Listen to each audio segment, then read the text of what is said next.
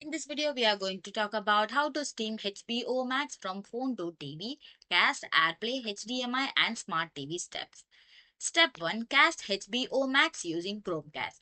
First of all, you just have to connect your phone and Chromecast or TV to a same Wi-Fi network. Then open HBO Max app on your phone, then tap on the cast icon.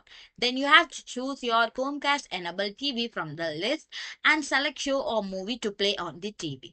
Then to stop casting, you just have to tap on the cast icon again and it will be disconnected. Step 2. Use AirPlay on iPhone or iPad. You have to connect your iPhone and iPad and TV to a same Wi-Fi network.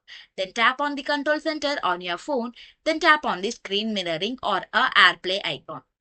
Then select your TV or AirPlay device from the list and start playing content in a HBO Max app to display it on your TV. Step 3. Wired HDMI. You have to use USB-C to HDMI adapter for a phone. Then connect HDMI cable from the adapter to your TV. Switch the TV to appropriate HDMI input and play the video in HBO Max to display it on your TV. So doing this step will help to stream HBO Max from phone to TV. Thanks for watching.